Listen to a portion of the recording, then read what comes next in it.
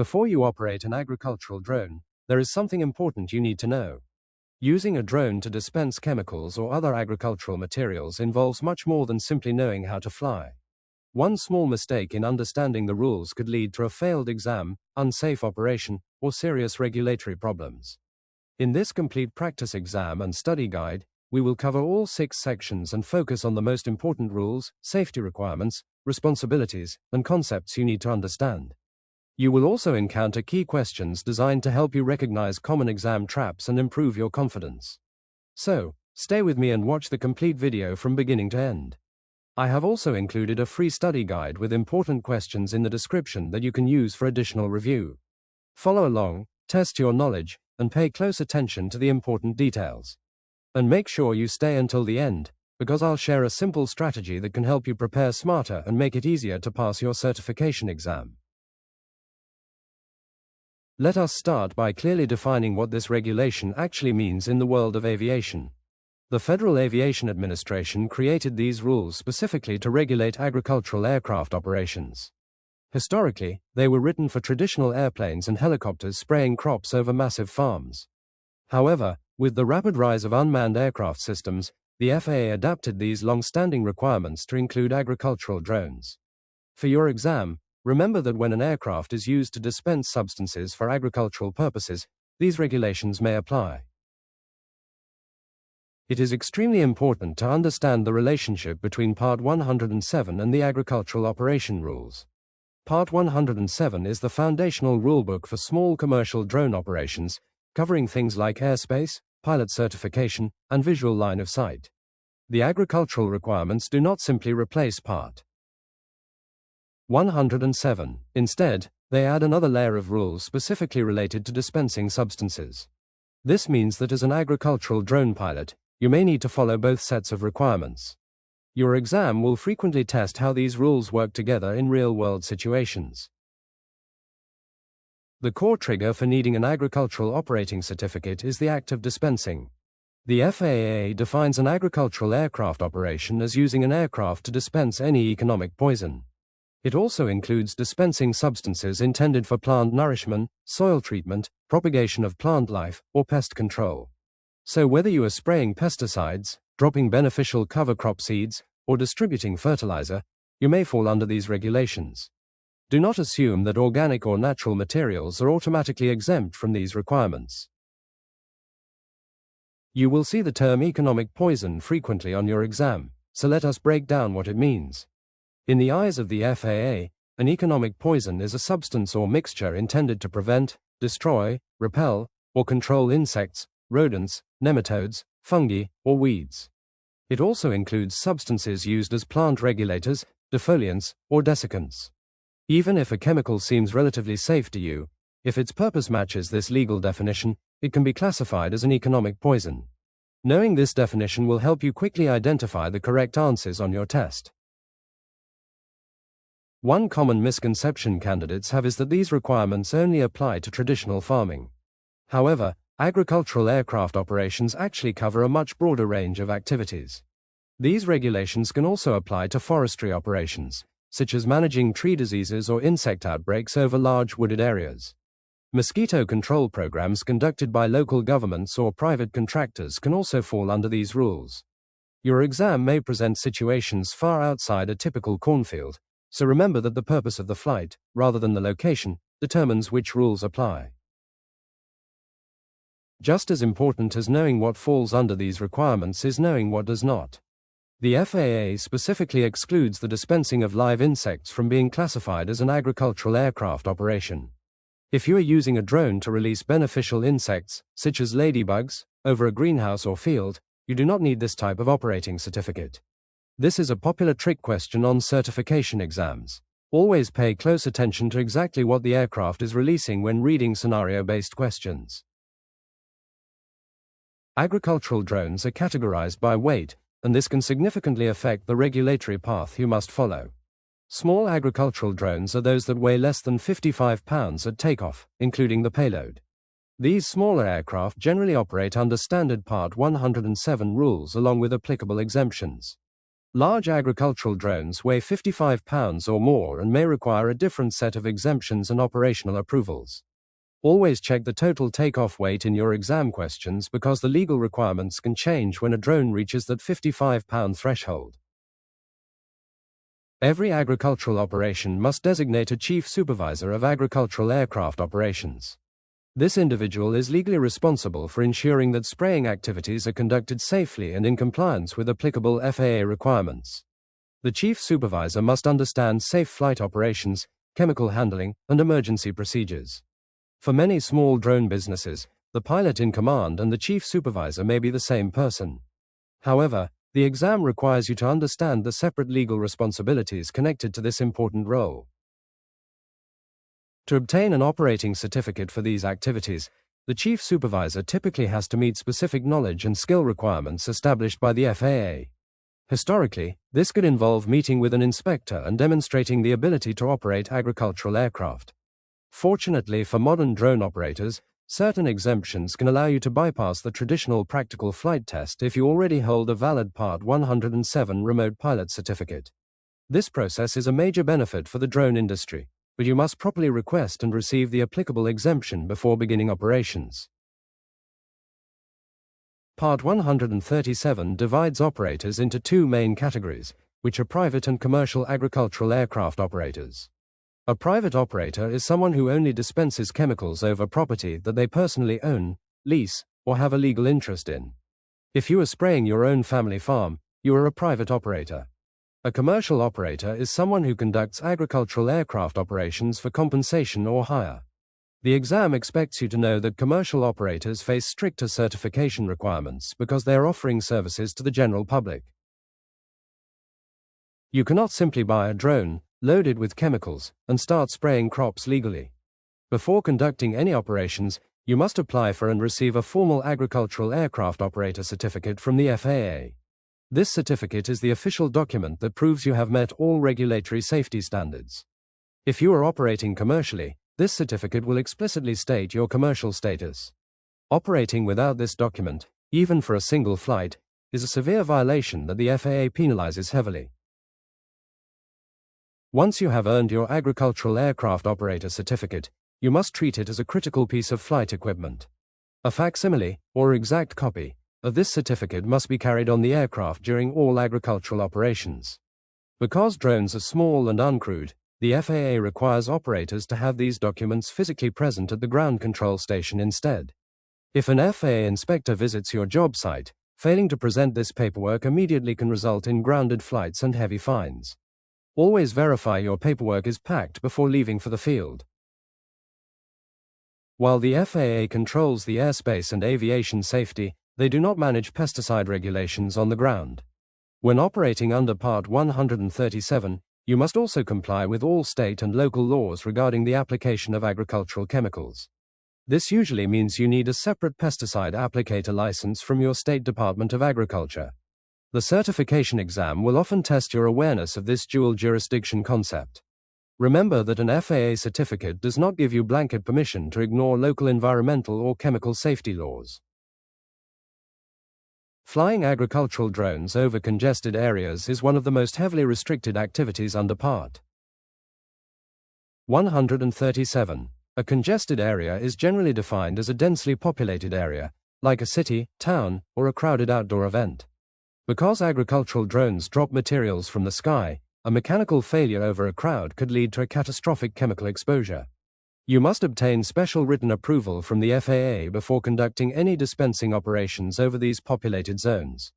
Examiners love to test your knowledge of congested area restrictions because of the severe safety implications. Sometimes, agricultural drone flights are conducted as public aircraft operations rather than civil ones. Public operations are those flown by government agencies, such as a state university conducting crop research or a county managing mosquito abatement. While public aircraft are exempt from some standard civil regulations, they still must adhere strictly to safe operating practices. If a question mentions a government agency, pause and consider if the rules of a public aircraft operation apply differently than a private commercial business. It is crucial to understand when Part 137 rules stop applying to your drone. If you are flying your agricultural drone purely to collect multispectral imagery or map a field, and the tank is completely empty, you're not dispensing. In this mapping scenario, the flight falls strictly under Standard Part 107 rules. Part 137 regulations only activate when the aircraft is actually equipped and intended for the purpose of dispensing materials.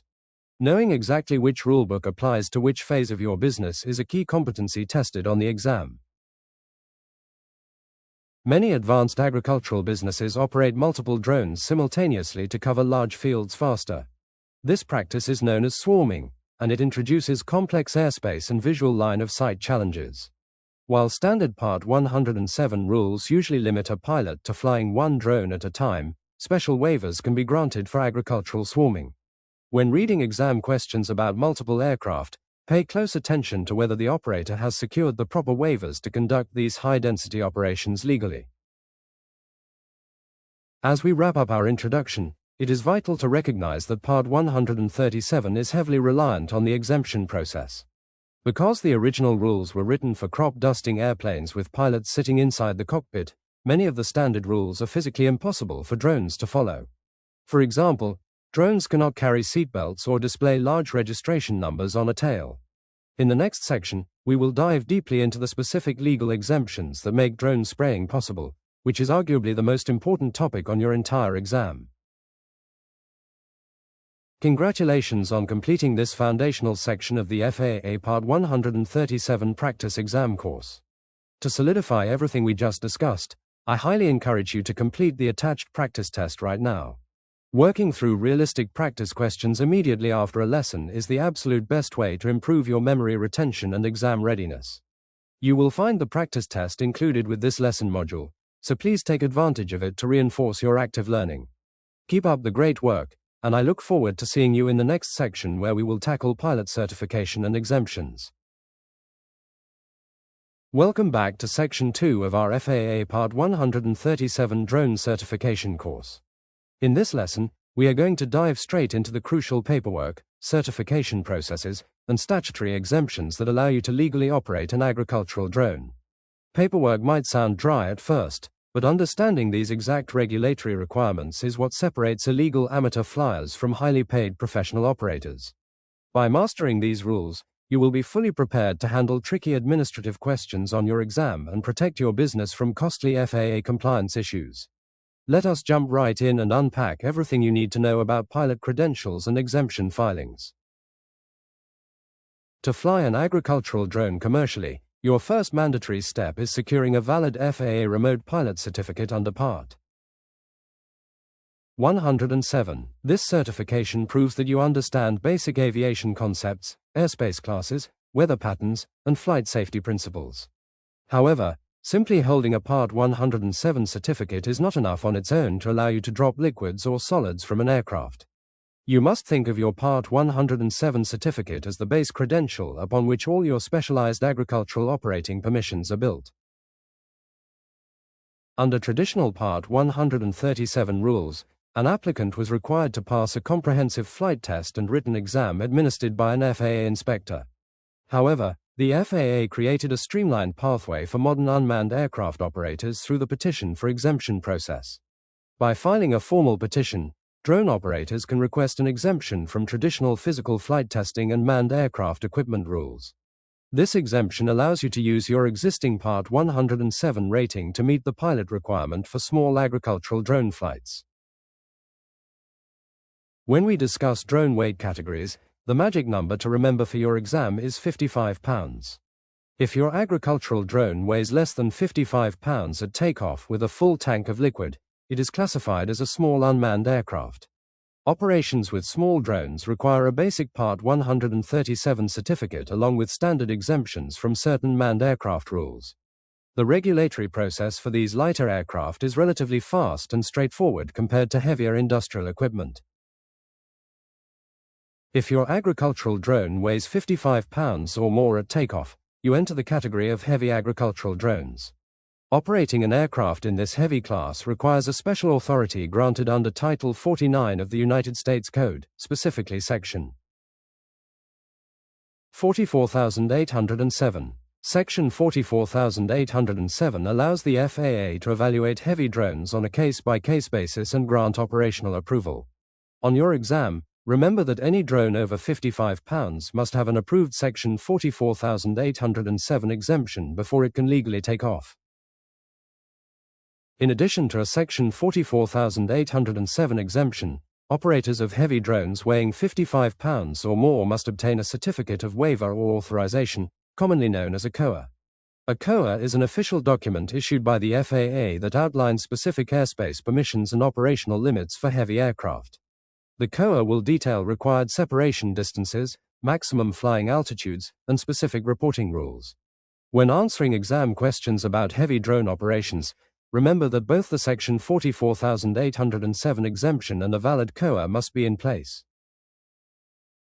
The FAA requires every Part 137 operator to maintain a formal operational manual that outlines how flights are safely conducted. This manual serves as the master guide for your company and includes detailed safety procedures, crew responsibilities, and emergency protocols. Even if you are a solo operator, you must have a written manual that reflects the exact scale and scope of your spraying activities.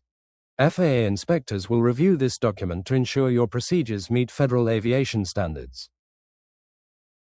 Along with an operations manual, you must maintain a comprehensive training manual for all personnel involved in your flights.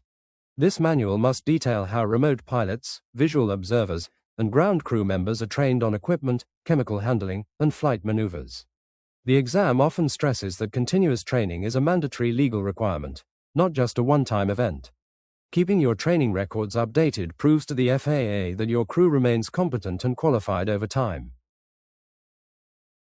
Aircraft maintenance is another critical pillar of Part 137 compliance that will appear on your certification exam. You must develop and follow a detailed maintenance program that covers routine inspections, repair procedures, and component replacement schedules. Because agricultural chemicals can corrode motors, pumps, and frame components, regular inspection logs are vital for safety.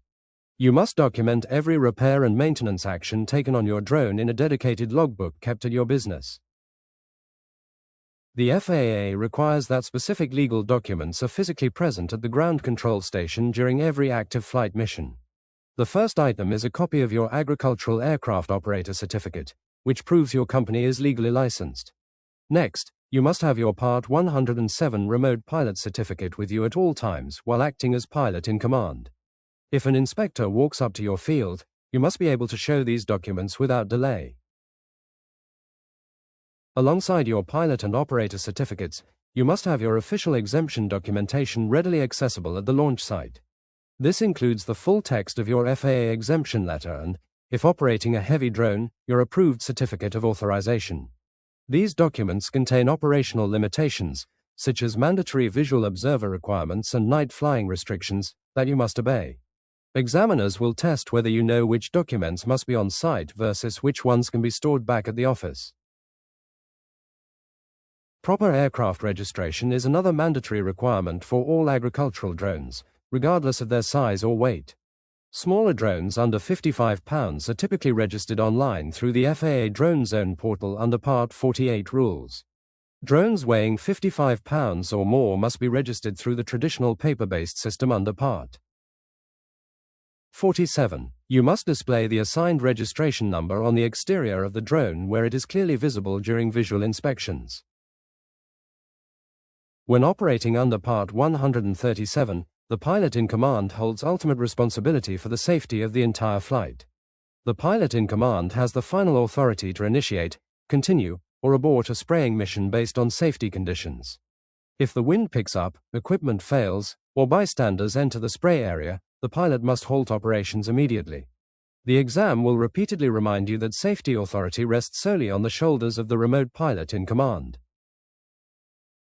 In many agricultural drone setups, a visual observer is used to assist the pilot during spray passes across large fields. The visual observer maintains direct eye contact with the drone to monitor for incoming traffic, obstacles, or equipment malfunctions. While a visual observer provides valuable situational awareness, they do not replace the pilot in command's responsibility to keep the aircraft safe. Your exam will test whether you understand the proper communication protocols between the pilot and visual observers. Another key role in agricultural flight operations is the ground crew or chemical handler. Ground crew members are responsible for mixing chemicals, loading the drone tank, and managing battery swaps between flights. Because ground crew members interact directly with agricultural chemicals and high-voltage batteries, they must receive proper safety training. As the pilot in command, you must verify that your ground crew is properly equipped with personal protective gear before flight. Every Part 137 operator must keep thorough records of all agricultural flight activities for a minimum specified time frame. Flight logs must include the date of operation, location, pilot name, aircraft registration number, and the specific materials applied. These records allow both the FAA and environmental regulatory agencies to audit your activities if a complaint or accident occurs. Maintaining accurate and organized logbooks is a hallmark of a professional drone spraying business. A common pitfall on the Part 137 exam involves misunderstanding the rules regarding night operations. While standard Part 107 allows night flying with proper anti-collision lighting, Part 137 exemptions may impose extra conditions for night spraying. Night agricultural applications require specialized lighting setups, thorough field reconnaissance during daylight, and strict height control. Always read exam questions carefully to see if a scenario involves night dispensing, as additional safety constraints apply. Furthermore, Part 137 operators must understand the rules regarding operations over or near property owned by others. You cannot spray chemicals in a way that causes hazardous drift onto neighboring land without written permission or proper buffer zones. The legal responsibility for chemical drift falls on both the property owner and the agricultural aircraft operator. Understanding land rights and flight paths will protect you from civil liability and regulatory penalties. As we finalize our discussion on credentials and exemptions, remember that regulatory compliance is an ongoing process. Exemptions granted by the FAA are not permanent and usually expire after 2 years, requiring timely renewal applications. Failing to renew your exemption on time automatically suspends your legal right to spray crops with a drone. Keeping track of expiration dates on your certificates and exemptions is essential to maintaining continuous commercial operations. Congratulations on successfully completing Section 2 of our FAA Part 137 certification prep course. You have taken a massive step forward in mastering the complex legal framework and documentation requirements for agricultural drone operations. To cement this knowledge in your brain, make sure to take the attached practice test right away. Practicing realistic test questions is proven to boost retention and dramatically increase your chances of passing the official exam on your very first try. You can access the practice questions right here in this lesson module. Keep up the momentum, and I will see you in Section 3, where we will cover chemical handling, economic poisons, and hazardous materials safety. Welcome to Section 3 of our FAA Part 137 Drone Certification course. In this lesson, we will cover one of the most critical aspects of agricultural flight, which is the safe handling and dispensing of economic poisons and hazardous materials. Working with agricultural chemicals carries serious responsibility because improper handling can harm ecosystems, neighbors, and your own health. By mastering chemical safety principles and label regulations, you will protect your operational business while preparing yourself to confidently answer key environmental safety questions on your exam. Let us get started with understanding how federal laws govern chemical applications from unmanned aircraft. To safely dispense agricultural products, you must understand the legal definition and regulatory status of economic poisons. As we introduced earlier, an economic poison is any chemical or biological agent used to kill, repel, or control pests, weeds, fungi, or rodents. Under federal law, these products are strictly regulated to prevent unintended harm to human health and the environment. On your certification exam, you will need to recognize that every economic poison carried by a drone must be handled in total compliance with federal environmental laws. The primary federal law governing pesticides in the United States is the Federal Insecticide, Fungicide, and Rodenticide Act, commonly known as FIFRA. FIFRA requires all chemical pesticides to be registered with the Environmental Protection Agency before they can be sold or distributed. A foundational rule under FIFRA that every drone pilot must memorize is that the label is the law. Misusing any chemical in a manner inconsistent with its labeling is a direct violation of federal law, which can trigger severe penalties from both the EPA and the FAA. Reading and understanding chemical labels is an essential skill that will be heavily tested on your exam. Every pesticide label contains signal words that instantly communicate the acute toxicity level of the product to handlers. The signal word caution indicates that the product is slightly toxic, while warning signifies moderate toxicity. The most dangerous products display the signal word danger, often accompanied by a skull and crossbones icon for poison risks. Recognizing these signal words allows you to assess risk instantly before loading a chemical into your drone tank.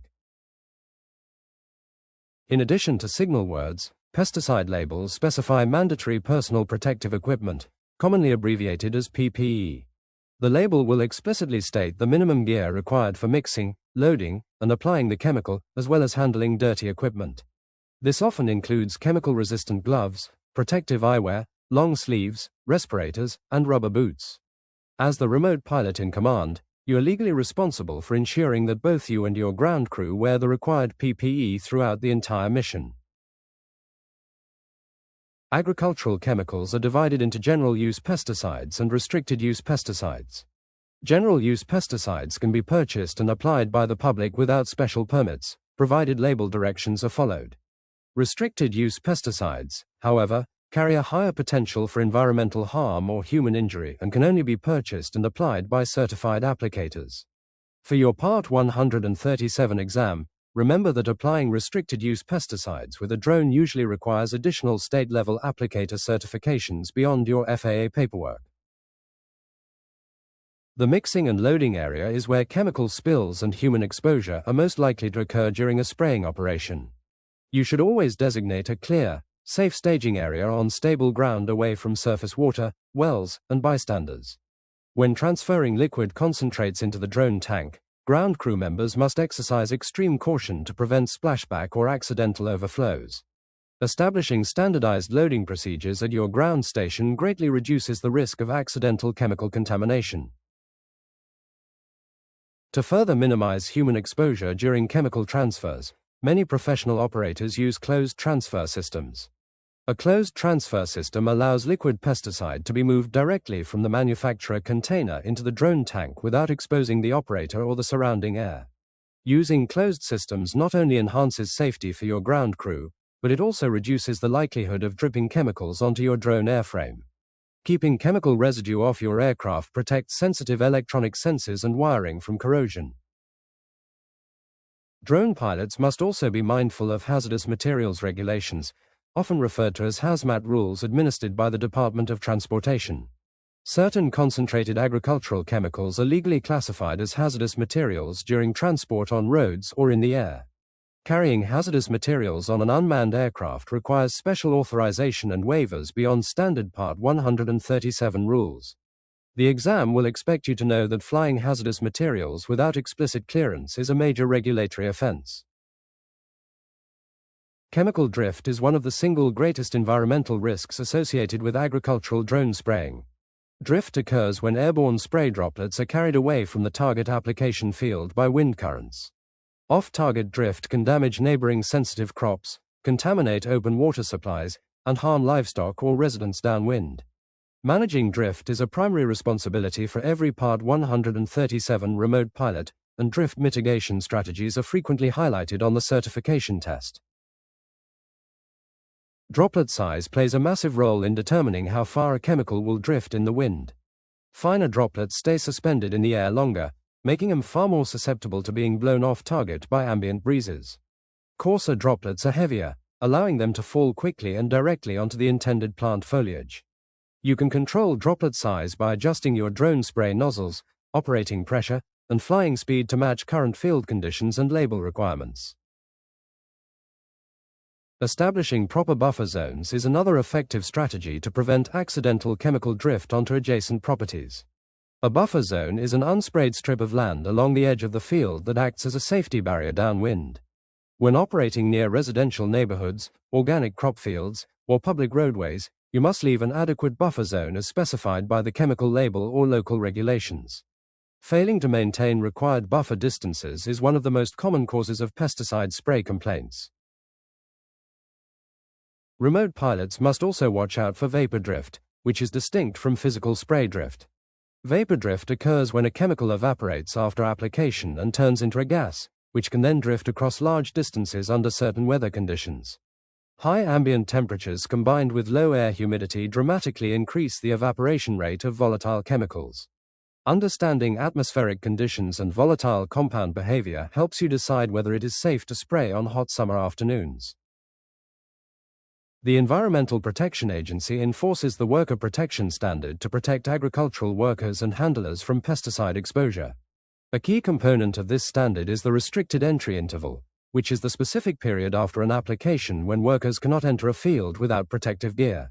Chemical labels clearly state the restricted entry interval, which can range from 4 hours to several days. You must inform field managers and farm workers of these entry restrictions immediately after completing your flight. After completing a spraying mission, you must carry out thorough decontamination and tank rinsing procedures. Leaving chemical residue inside the drone tank, lines, and pumps can cause severe corrosion and clog spray nozzles during future flights. Most operators perform a triple rinse procedure on the chemical tank using clean water and approved neutralizers. Proper equipment cleaning ensures that your aircraft remains reliable and ready for its next operational deployment. Disposing of leftover pesticide mixtures and empty chemical containers must be done strictly according to environmental laws. Container rinsate, which is the water used to clean out chemical jugs and drone tanks, should be sprayed onto a labeled field site rather than dumped onto the ground or down storm drains. Empty pesticide containers must be triple rinsed, punctured to prevent reuse, and recycled or disposed of at approved facilities. Proper waste management protects local groundwater and prevents illegal dumping penalties. Even with perfect planning, chemical spills can occasionally happen in the field due to damaged hoses or tipping containers. As a Part 137 pilot, you must have a chemical spill response kit present at your ground staging station at all times. This kit typically includes absorbent materials, heavy-duty disposal bags, neutralizers, and emergency eyewash stations. Knowing how to contain a spill quickly prevents toxic materials from seeping into soil or flowing into nearby drainage ditches. Chemical exposure can affect the human body in two distinct ways, which are acute toxicity and chronic toxicity. Acute toxicity refers to sudden, severe illness caused by a single high-dose exposure, such as spilling chemical concentrate directly onto bare skin. Chronic toxicity results from repeated, small exposures over months or years, leading to long-term health complications. Wearing proper PPE and following safety protocols protects you and your ground crew from both immediate and long-term health risks. Before initiating any spray pass, you must integrate chemical label instructions directly into your pre-flight risk assessment. Always check the label for maximum allowable wind speeds, minimum volume application rates, and specific aircraft restrictions. If environmental conditions exceed the parameters listed on the label, you must postpone the flight until weather conditions improve. Demonstrating a proactive safety mindset by prioritizing label instructions is a key trait of a professional agricultural remote pilot. Congratulations on completing Section 3 of our FAA Part 137 practice exam course. You have gained invaluable knowledge on handling economic poisons, reading pesticide labels, preventing drift, and maintaining hazardous materials safety. To lock in these crucial concepts, I strongly encourage you to complete the attached practice test right away. Testing yourself immediately after learning new material is proven to sharpen retention and build your test-taking confidence. You will find the practice questions ready for you inside this lesson module, so dive in and reinforce your active learning. Excellent job today, and I look forward to guiding you through Section 4, where we will explore airspace operations, weather factors, and pre-flight planning. Welcome to Section 4 of our FAA Part 137 Drone Certification course. In this lesson, we will explore airspace operations, weather dynamics, and thorough pre-flight planning procedures for agricultural missions. Understanding how environmental conditions and airspace rules impact your flight is essential because agricultural drones operate close to the ground, where weather changes rapidly and obstacles abound. By mastering these concepts, you will be well prepared to navigate airspace authorization, predict weather hazards, and safely plan your field operations to score high on your exam. Let us jump right in and examine how airspace structure affects your daily spraying routines. Aviation airspace in the United States is divided into different classes, ranging from controlled airspace to uncontrolled airspace.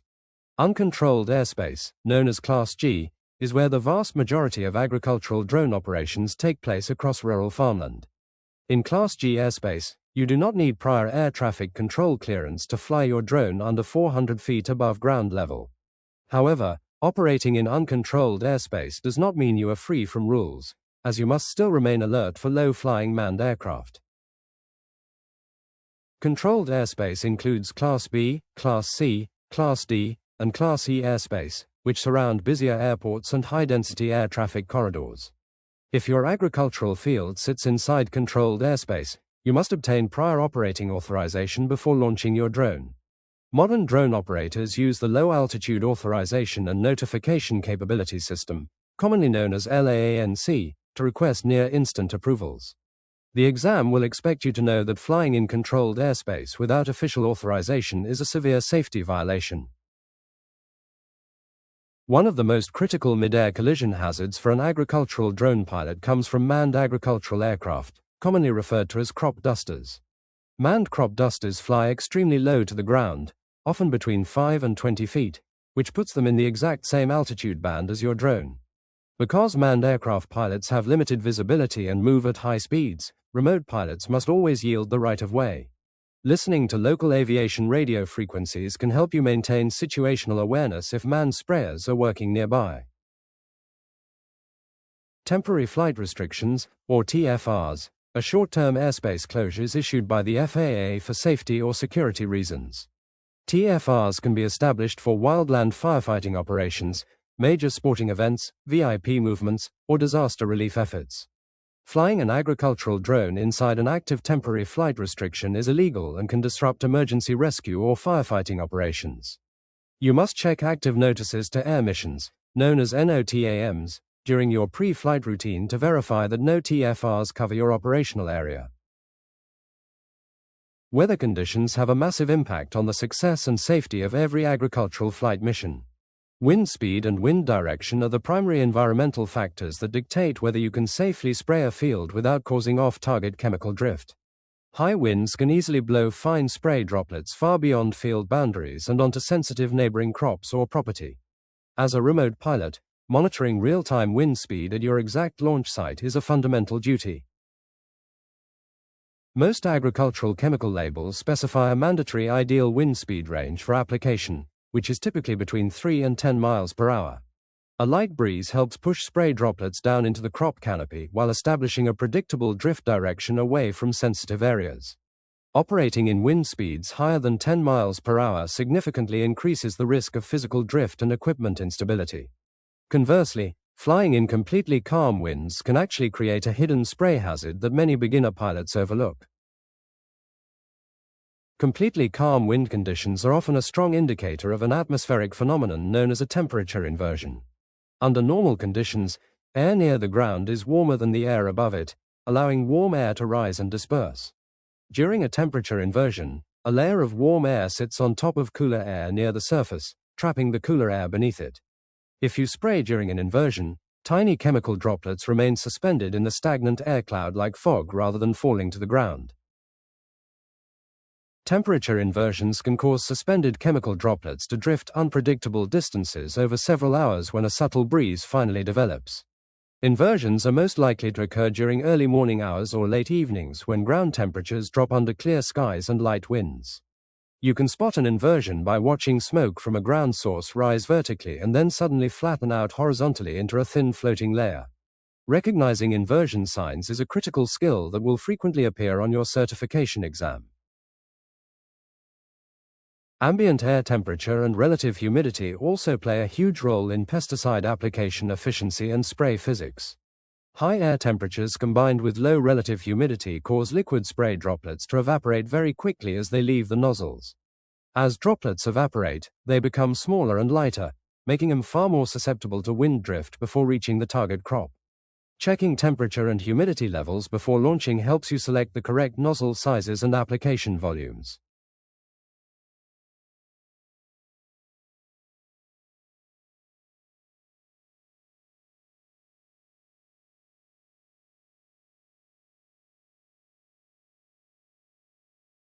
High air temperatures and high elevation both contribute to a condition known as high density altitude. Density altitude is essentially pressure altitude corrected for non-standard temperature, representing how dense the air feels to your aircraft. Warm air is less dense than cold air, which means drone propellers produce less aerodynamic lift and motors must work harder to stay airborne. Operating in high-density altitude conditions reduces your drone's maximum weight capacity, shortens battery flight times, and sluggishly impairs control responses. Conducting a thorough pre-flight field survey is the cornerstone of safe agricultural mission planning. Before setting up your ground control station, you should scout the entire field on foot or with a ground vehicle to locate potential hazards. You need to identify overhead power lines, guy wires, tall trees, irrigation pivots, and cellular towers that could intersect your flight path. Marking these obstacles in your flight planning software ensures your drone avoids automated collisions during autonomous spray passes. Modern flight planning software allows remote pilots to map fields, establish flight boundaries, and set precise spray parameters before taking off. When configuring your flight path, you must set safe altitude margins, turn radii, and obstacle offset distances to protect your aircraft. You must also establish an appropriate return to home altitude that clears all surrounding trees and power lines in the field. Programming proper safety margins into your software prevents sudden automated flyaways or unexpected ground collisions. Selecting an optimal launch and recovery site is another essential part of your pre-flight preparation. Your ground station should be located on flat, dry ground far away from public roads, standing water, and high-voltage power lines. The launch site should offer an unobstructed view of the entire field so you can maintain visual line of sight with the drone throughout the flight. Furthermore, keeping the ground staging area clean and organized prevents slip hazards while handling heavy chemical containers and hot batteries. Every pre-flight plan must include designated emergency landing zones spread across the operational area. If your drone suffers a sudden motor failure, low battery warning, or chemical leak, you need a safe spot to set the aircraft down immediately. Emergency landing zones should be clear of livestock, field workers, vehicles, and open waterways to minimize injury or environmental damage. Identifying these secondary touchdown spots before launching saves valuable time when split-second decisions are required. Before starting the drone engines, the remote pilot in command must conduct a comprehensive crew briefing with all field personnel. This briefing ensures that visual observers, chemical handlers, and equipment technicians understand their specific roles and safety protocols. You should establish clear voice or hand communication signals to use during flight operations, especially when loud generator noise is present. Reviewing emergency procedures during the crew briefing keeps everyone focused and prepared for unexpected equipment malfunctions. Performing a systematic physical inspection of the drone airframe before every takeoff is a vital safety habit. You should inspect the propellers for cracks, examine motor mounts for looseness, and check spray hoses for leaks or kinks. Verifying that the chemical tank is securely latched and that battery connections are fully seated prevents catastrophic mid-air detachment.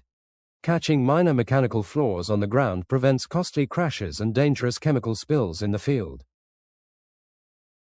Environmental conditions can change rapidly during a multi-hour spraying job, making continuous weather monitoring necessary.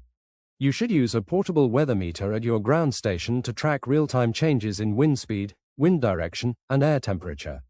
If wind gusts suddenly exceed safe operational limits, you must pause operations until weather conditions stabilize.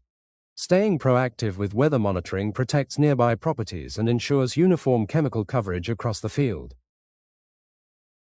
After completing a spraying mission, you should document field observations, weather conditions, and flight metrics in your official logbook. Recording start and end times, wind velocity, temperature, applied volumes, and any equipment issues creates an accurate record of the job. These flight logs demonstrate regulatory compliance and provide valuable data for optimizing future agricultural applications. Professional documentation protects your business reputation and serves as proof of safe operating practices. Congratulations on completing Section 4 of our FAA Part 137 practice exam course.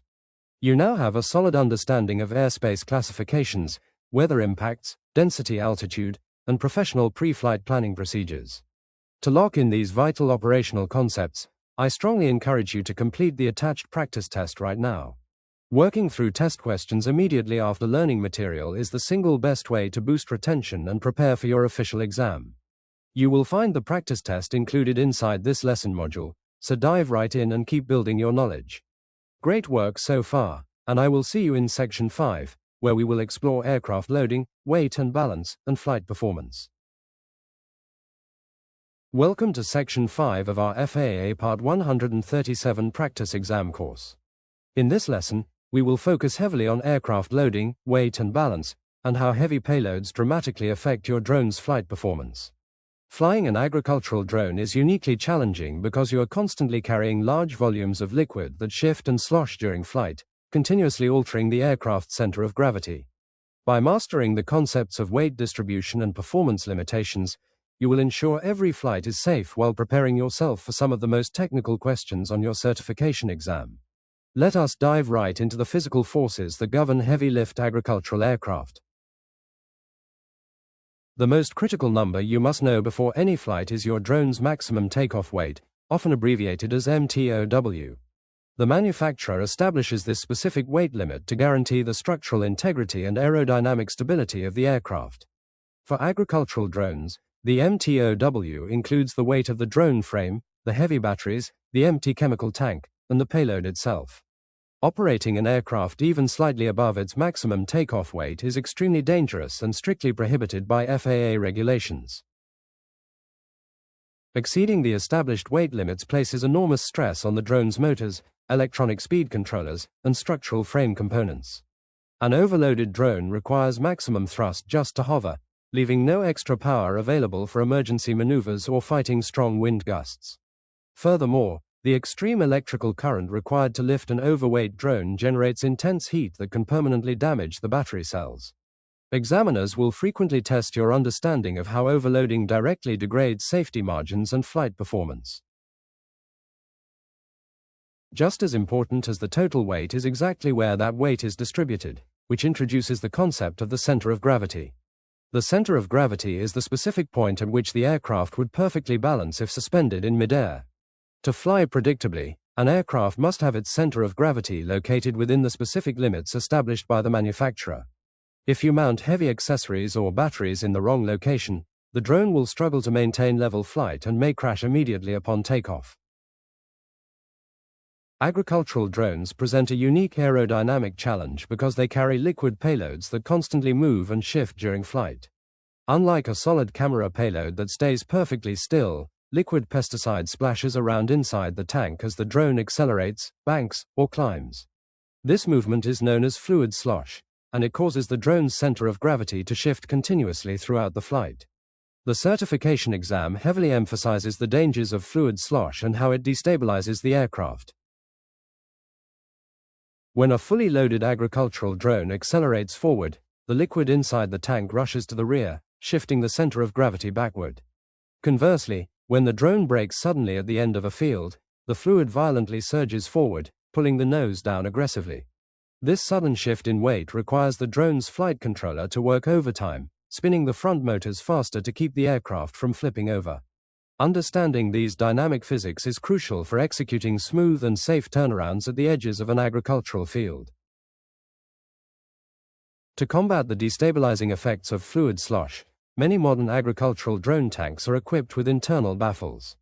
Baffles are physical walls or dividers built inside the chemical tank that slow down the movement of the liquid as it sloshes back and forth.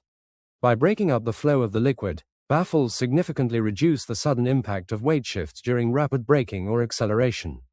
You should always ensure that tank baffles are properly installed and undamaged during your pre-flight physical inspection. A common mistake made by new agricultural pilots is loading the drone based on liquid volume rather than total liquid weight. It is essential to remember that not all agricultural chemicals weigh the same per gallon. While a gallon of pure water weighs about 8.34 pounds, thick fertilizers or heavy chemical suspensions can weigh substantially more. If you simply fill the tank to the top volume line without calculating the specific weight of the chemical mixture, you might easily exceed the drone's maximum takeoff weight.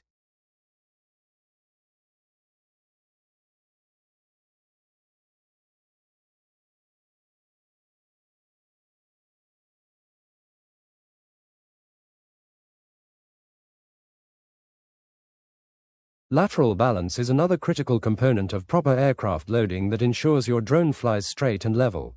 When loading chemicals, swapping batteries, or attaching secondary payload modules, you must ensure the weight is distributed symmetrically across the left and right sides of the drone. If one side of the drone is significantly heavier than the other, the motors on that side will work much harder, leading to uneven wear and shorter flight times. Symmetrical loading prevents the aircraft from constantly fighting to stay level during autonomous spray passes. The batteries used to power heavy agricultural drones are massive, heavy components that significantly influence the overall center of gravity. Because these batteries are so heavy, they must be securely locked into their designated compartments before every single flight. If a battery is not fully seated and slides slightly during a sudden braking maneuver, the instant shift in weight can send the drone tumbling out of the sky. Always double-check the physical battery latches as the final step of your ground preparation routine. Unlike standard drones that maintain a constant weight throughout a mission, an agricultural drone becomes progressively lighter as it dispenses its chemical payload. Taking off with a full tank requires massive amounts of energy and careful, deliberate control inputs from the remote pilot. However, after spraying for several minutes, the drone sheds dozens of pounds of liquid and becomes much more agile and responsive. You must constantly adjust your flying style and anticipate different braking distances as the aircraft's total weight decreases. The change in aircraft weight also impacts the required banking angle when the drone makes turns at the end of a crop row. A heavy drone requires a wider turning radius and more time to slow down to avoid overshooting the field boundary.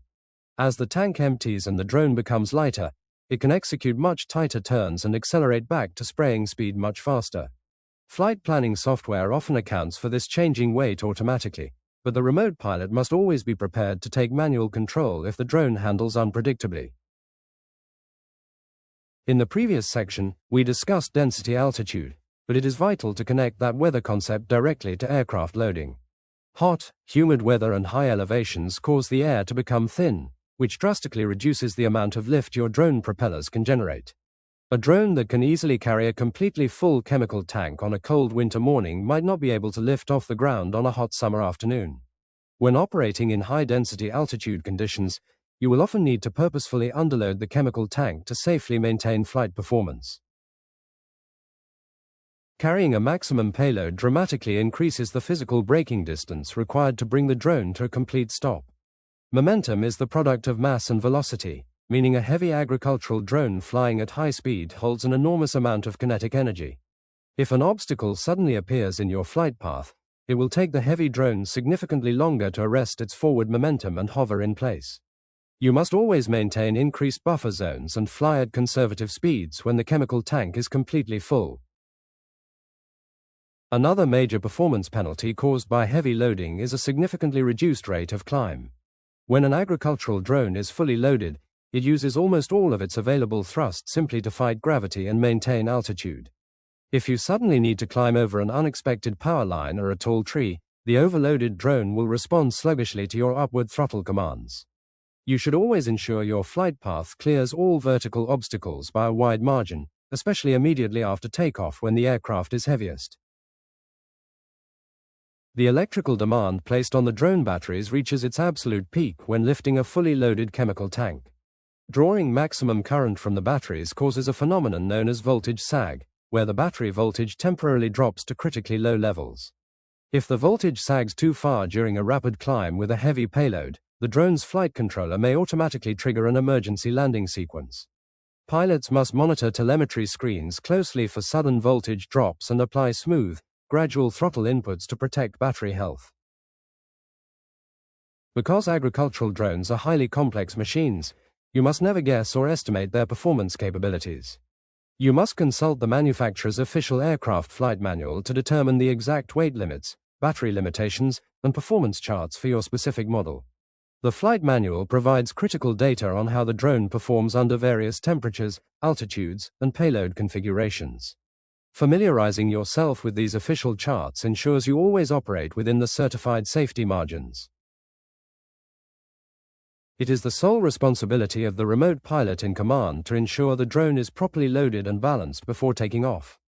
You cannot delegate this legal responsibility to a ground crew member or chemical handler, even if they physically loaded the tank themselves.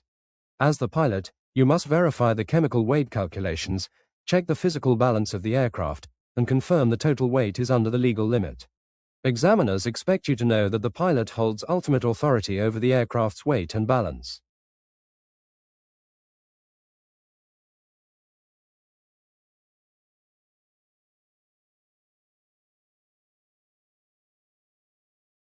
A professional agricultural pilot integrates weight and balance checks seamlessly into their routine pre-flight workflow. By understanding how fluid slosh, battery placement, and chemical density affect the center of gravity, you protect your expensive equipment from unnecessary crashes. Proper loading ensures that all motors share the lifting burden equally, extending the life of your equipment and maximizing the coverage area of every battery charge. Mastering these performance concepts is what separates a novice drone flyer from a safe, highly skilled commercial applicator. Congratulations on completing Section 5 of our FAA Part 137 practice exam course. You have conquered the complex physics of aircraft loading, weight limits, and how heavy chemical payloads dramatically alter flight performance. To ensure these critical concepts are permanently locked into your memory, please complete the attached practice test right now. Practicing with real exam questions is the absolute best way to improve your retention and guarantee you are fully prepared for test day. The practice test is included right here with this lesson, so take advantage of it to reinforce your active learning. Finish strong, and I look forward to seeing you in the final section, where we will cover emergency procedures and accident reporting. Welcome to the sixth and final section of our FAA Part 137 Drone Certification course. In this lesson, we will focus on the critical topics of emergency procedures, chemical mishaps, and official accident reporting. While we all strive for perfect flights, the reality of aviation is that unpredictable hardware failures and environmental emergencies can happen to anyone. Understanding how to react calmly and exactly who to notify after a crash will protect public safety and keep your commercial license secure. Let us finish this course strong by preparing you to handle the absolute worst-case scenarios with total professional confidence. When an in-flight emergency occurs, the remote pilot in command holds the ultimate authority to deviate from any FAA rule to meet that emergency. If your drone suffers a catastrophic mechanical failure, your only job is to guide the aircraft away from people and sensitive property as quickly as possible. You do not need to worry about breaking altitude rules or crossing boundary lines if doing so prevents a human injury. The exam will repeatedly test your understanding that the safety of human life always overrides standard operational regulations. One of the most common emergencies is a lost link event, which happens when the connection between your remote controller and the drone completely drops. Modern agricultural drones are programmed with a fail-safe feature called Return to Home, which automatically flies the drone back to the launch site when the signal is lost. However, if your return to home altitude is set too low, the drone might crash directly into trees or power lines on its way back. You must always verify that your emergency return settings are properly configured before you ever start the drone's motors. A flyaway is a much more dangerous emergency where the drone loses connection but does not follow its programmed return instructions. During a flyaway, the heavy aircraft flies completely out of control, posing a massive threat to manned aircraft, road traffic, and residential neighborhoods. If a flyaway occurs, you must immediately contact local air traffic control or emergency services to warn them of the rogue aircraft in their airspace. Quick communication is essential to prevent a runaway agricultural drone from causing a catastrophic mid-air collision. Battery failures present a severe hazard, especially given the massive size of agricultural drone power systems. If a lithium battery cell ruptures or overheats during flight, it can instantly catch fire and completely destroy the aircraft's control electronics. A battery fire in the air means the drone is going to fall quickly and unpredictably, often trailing toxic smoke and burning debris. Your immediate reaction must be to steer the burning aircraft toward an empty field or a designated emergency landing zone before you completely lose control. Executing an emergency landing requires split-second decision-making and a cool head. As we discussed in Section 4, you should have already identified several clear emergency landing zones during your pre-flight field survey. If an engine fails, you must quickly guide the heavy drone to the nearest safe zone, deliberately crashing it into the dirt if necessary to avoid hitting a person or a vehicle. The cost of a broken drone is always cheaper than a massive lawsuit for personal injury or property damage. Because you are flying under Part 137, a crash often involves a secondary emergency, which is the spilling of toxic agricultural chemicals. When a drone hits the ground hard, the chemical tank can easily rupture, sending dozens of gallons of pesticide spilling into the soil. You must immediately secure the crash site and keep all bystanders, farm animals, and unprotected crew members far away from the toxic puddle. Treating every crash as a hazardous materials incident is the absolute safest way to protect human health. Once the area is secure, your ground crew must don their personal protective equipment and use the chemical spill kit to contain the leak. Your primary goal is to prevent the spilled pesticide from flowing into nearby creeks, irrigation ditches, or storm drains, where it can rapidly contaminate public drinking water. Depending on the volume and toxicity of the spilled chemical, you may be legally required to report the environmental contamination to the Environmental Protection Agency or your State Department of Agriculture. Environmental reporting is entirely separate from aviation reporting, but both are strictly required by law. In the unfortunate event that a crew member or bystander is injured by a drone strike or splashed with concentrated chemicals, medical care becomes your top priority. You must immediately administer first aid according to the chemical label instructions, which may include flushing eyes with water or removing contaminated clothing. Emergency medical services should be called without delay for any serious injury or severe chemical exposure. The remote pilot must hand over the official chemical label directly to the paramedics so they know exactly what toxins they are treating. After a crash is contained and all medical emergencies are handled, your next responsibility shifts to official FAA accident reporting. The FAA has very specific legal thresholds that define what actually constitutes a reportable aviation accident. You do not need to report every minor scratch, broken propeller, or hard landing to the federal government. However, you must know the exact damage and injury thresholds that mandate a formal report, as this is heavily tested on your certification exam.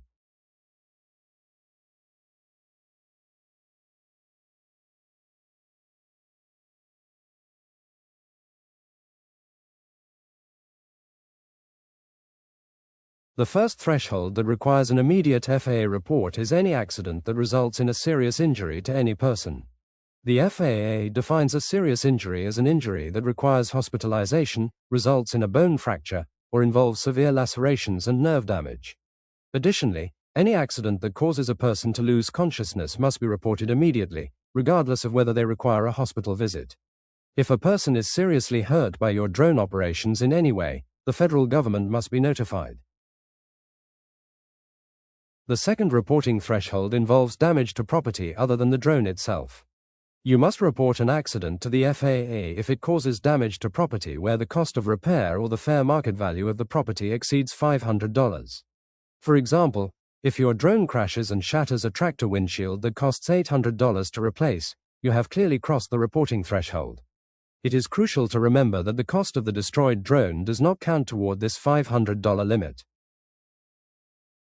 If your accident meets either the serious injury threshold or the $500 property damage threshold, you're legally bound by a strict reporting timeline. You must submit a formal accident report to the Federal Aviation Administration within exactly 10 calendar days of the operation. Failing to report a qualifying accident within this 10-day window is a severe violation that can result in the immediate suspension or revocation of your commercial operating certificates. Always make reporting a priority to keep your agricultural business fully compliant.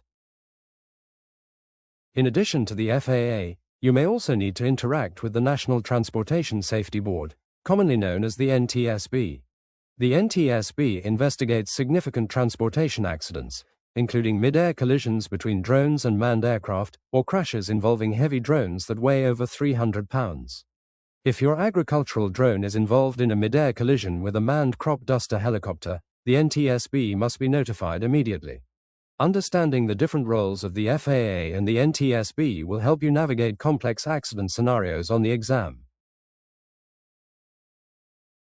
If you had to break an FAA rule to handle an in-flight emergency, you are protected from penalty, provided your actions were completely necessary to save a life. However, if you deviate from the rules during an emergency, the FAA may formally request that you submit a written report explaining your actions. If requested, You must provide a detailed written explanation of the emergency, why you broke the rule, and how you resolved the situation safely. You only need to submit this specific deviation report if the FAA explicitly asks for it. Following any operational mishap, it is essential to accurately document the event in your company flight logs and maintenance records. You must record the exact time of the crash, the weather conditions, the pilot at the controls, and a thorough description of the hardware failure. These records provide a clear paper trail that proves you handled the aftermath professionally and transparently. Proper documentation also helps you file accurate insurance claims to recover the financial loss of the damaged equipment. A professional operator uses every mishap as an opportunity to conduct a root cause analysis. A root cause analysis involves investigating exactly why the accident happened, whether it was a dead battery, a loose propeller, or a simple pilot error. Once you identify the core problem, you must update your company operations manual and training program to prevent that specific failure from ever happening again. The FAA always looks favorably upon operators who proactively improve their safety culture after an accident. Rebuilding your confidence after a crash is a normal part of becoming a seasoned agricultural aviator. Drones are heavy, complex machines operating in dirty, high-stress environments, and eventually, gravity will win a battle against your equipment. The key to long-term success is relying on your emergency checklists, maintaining your composure, and executing your pre-planned safety protocols without hesitation. By expecting the unexpected, you transform yourself from a simple drone operator into a true professional pilot. As we close out this training material, remember that your ultimate goal is safety, compliance, and environmental stewardship. The FAA Part 137 rules exist not to make your job harder, but to ensure that high-risk agricultural flights are conducted with the utmost care for the public. Review your pilot certification requirements, master the chemical label laws, respect the weight limits, and know your emergency procedures inside and out. Armed with this comprehensive knowledge, you're entirely ready to conquer the certification exam. Congratulations on completing the final section of our FAA Part 137 practice exam course. To truly test your readiness, I highly encourage you to complete the attached practice test one last time. Taking these practice questions improves your memory retention and ensures you are completely prepared to pass the actual certification exam. The final practice test is included right here with this lesson, so dive in and solidify your knowledge through active learning. I am extremely proud of your progress, and I wish you the absolute best of luck on your journey to becoming a certified agricultural drone pilot.